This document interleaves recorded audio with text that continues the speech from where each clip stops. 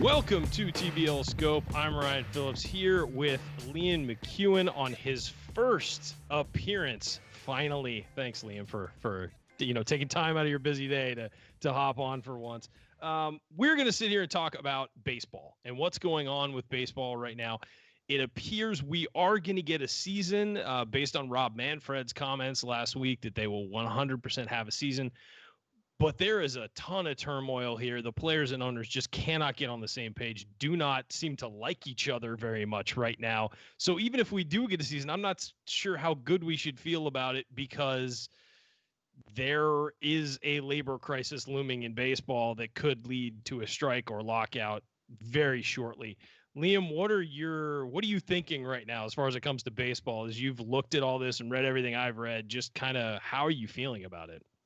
Yep. Well, first, thanks for having me on TBL Scope. Very exciting for my debut. But yeah, I'm not feeling good about any of it. I want sports. I want baseball. That would be great. But I mean, if you told me back in March that this is how everything was going to come to pass, I would have called it the second worst case scenario possible outside of just canceling the season outright for no reason at all. That might have actually been better for labor peace if they just said no. There's a very strong argument to be made that would have been better overall for when you look at past 2020.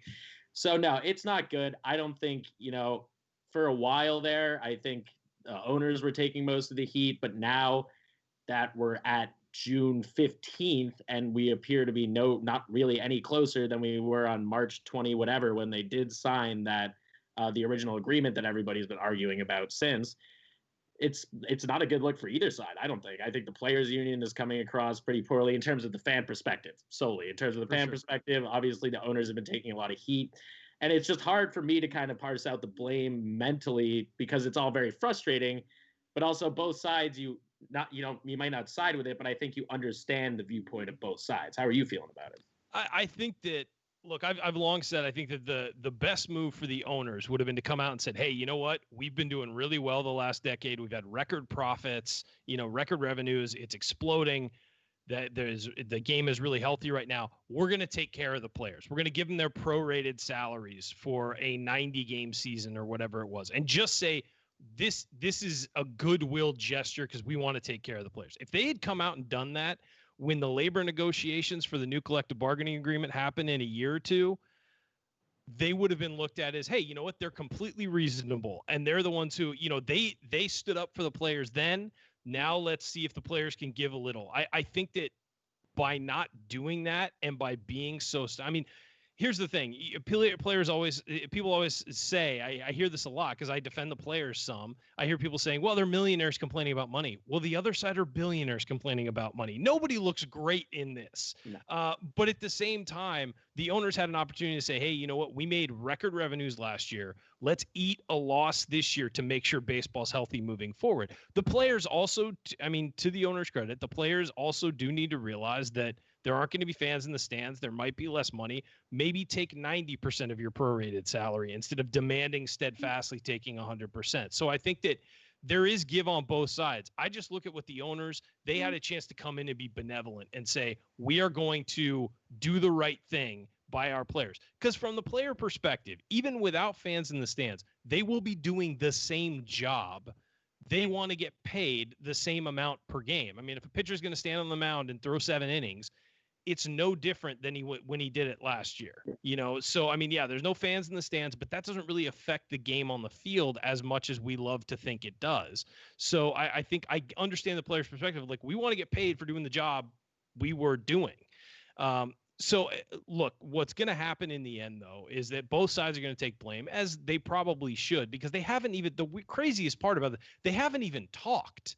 They're just sending proposals to each other. It's not like they're getting in a virtual conference room like we're doing and like having a discussion. They're not even doing that. And so after the last offer from the owners, the players just said, forget it. We're done because you guys aren't budging, because the owners' offers were essentially the same every time. And the players have said, we're done. We're not doing this. Just tell us when the season starts, because Manfred, as the commissioner, has the right to mandate a season. And they just said, forget it. We're done. We're not going to discuss this. Give us our full prorated salaries for whatever it's going to be, 50, 48 games, and let's do this. And I understand their frustration. I understand the frustration on the other side because they're not going to make as much money this year. But I will say this, there's going to be a strike. I think almost certainly there will be a strike in 2021 when the new labor agreement runs out, because this has been boiling up for years, and it's going to be the first time since 94, 95. And it has a chance to do a lot of damage to baseball. I mean, would your interest in baseball wane if there was a strike and they were locked out for a while? I mean, has this turned you off at all to the game, this labor stuff being so public and ugly? I mean, it definitely hasn't made me think better about it. I was going back to your point about kind of both sides taking the blame here. You were saying, the owners had a big opportunity to kind of step up and be like, all right, we made a lot of money. We're going to do this because we want sports back just as much as you do. And they will look great. And I was thinking about that. And I actually thought about it from the players union perspective, where I'm not saying they should have done this, but there was an opportunity there where, in terms of when we're talking about 2021 negotiations, when it comes to the union, they had a pretty big opportunity to not have from my perspective, the union is taking this whole situation as sort of like the peak of the way the owners treat the players and the players union. And it's all about, it's about the principle right now more than anything. If they fold on this, then it's just giving the owners what they want every single time. And right now, I mean, I'm not saying they shouldn't do that. That's what the union is supposed to do. And the players, especially in baseball, things have been really contentious, obviously, over the last 15, 20 years. It's important that the players union keeps their position and keeps their edge that they can have over the owners. But right now is a hell of a time to take that hard line stance and be mad you're not getting 20 million and instead getting 10. Yeah. Exactly. And it's not even about the dollars and cents aspect. It's just more about taking the if this was a regular, union dispute, then that's one thing. But when we're in the middle of a global pandemic with all the civil unrest going on in the background of all that, using right now as the time to get everything to kind of put forward what they're about ahead of the 2020 negotiations is hurting them as much as it would theoretically help them. Now, to answer your question, I kind of wane on that. I mean, I think that just the fact that this is happening has really impacted my view on just baseball as an organization in its entirety. I mean, if there was a strike in 2021, I would be really disappointed and sad that there wouldn't be any baseball. Would I still watch in 2022? Probably. But if we end up doing a shortened season now and then a strike for any portion of the 2021 season, there are lots of people, more people than me, who will take sports in any way, shape, or form, the baseball will just completely slip out of their periphery. It will be completely irrelevant for a long period of time because it's almost disgusting, the battle that's going on with the owners and everything, all that stuff. It all kind of culminates into, I might not care that much about it, but other people will go from not caring that much about it to not caring at all. I think the impact, you lose the casual people for sure, I think. Casual people are out the way. Yeah, and what I'll say about this dispute is the owners for years have wanted a salary cap and some form of revenue sharing, just like other sports have. Baseball is never going to let that happen. And the union, is never going to let that happen. That's just not on the agenda. And what's happened over the past decade is, as revenues have risen, you started to see things like player pay drop or payrolls drop. And so I think players are looking at that and saying, well, you're making more money, but we're not seeing it. The top guys are still getting paid, and the top guys will always get paid. But the union isn't fighting for the top guys because those guys are doing great. The top guys are involved, but the union's fighting for that middle tier of players, those 30-year-old veterans who are on there, have maybe 2 contracts left or something. That's who they fight for. And you're seeing those guys a lot get replaced with younger, cheaper players in the analytics-driven, way that front offices are being run these days. They're prioritizing younger, cheaper talent. And that has become a huge issue. And the players know, I've read several things about this. The players know that analytics stuff isn't going away. So they want to find a way to protect that middle tier of players. And when you looked at the proposals from the owners this year, where some of the guys in that top and middle tier were going to make, 20, 30% of their normal salary to play a season, there was no way they were going to accept that. And they looked at that as like an insult and a preview of what was to come. And let's be real. This dispute is not about the 2020 season. Certainly they want to get paid for the 2020 season. It's the opening salvo in a massive negotiation that is right on the horizon. And so this is, and the fact that it's gone so poorly and they're not even discussing it with each other is just proof that this is going to get really ugly. I mean, it's already ugly, but it's going to get even uglier when they're talking about the big collective bargaining agreement they have to come to.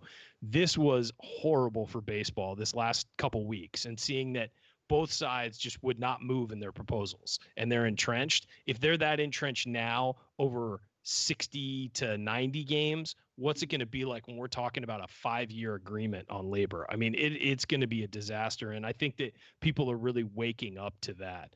I will say the funny thing about baseball is it doesn't have revenue sharing and it doesn't have a salary cap. And yet it hasn't had a labor issue since 1994, 95. All the other sports have revenue sharing and salary caps, and they've all had lockouts or strikes since then. Probably within the last decade, I believe they've all had one. So it doesn't seem like there's a formula to get to make this perfect either. I don't know how this is going to turn out. I don't know what the resolution is. Do you want baseball this year? I mean, after all this, there's some people are kind of just in the forget it mode. I saw a lot of that this weekend. Just like, I don't even care anymore. Do you want baseball to start?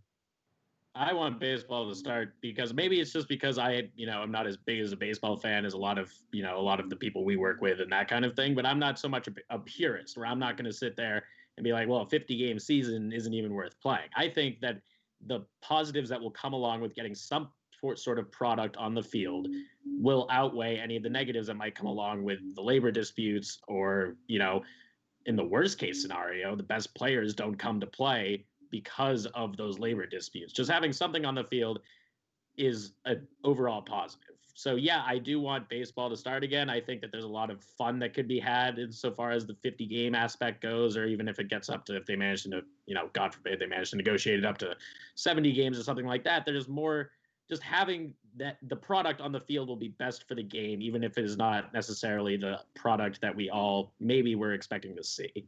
Yeah, and after watching the documentary, the 30 for 30 last night, The Long Gone Summer, and you realize that after the 94-95 strike, people were really wary about baseball, and it took that amazing 98 season. I mean, there's a lot of things going on there that were amazing aside from the home run chase. It was just a great season for baseball with a lot of great storylines. It took a almost perfect season with these really compelling storylines to bring baseball back to where it was before. You cannot gamble on that happening again. I mean, that was such a shoot the moon moment where it just was such a the chances of that happening were so thin, and they happened. Baseball can't rely on that again, especially with the rising popularity of things like the NBA and the NFL and other sports taking the mantle. I just think that they have to play.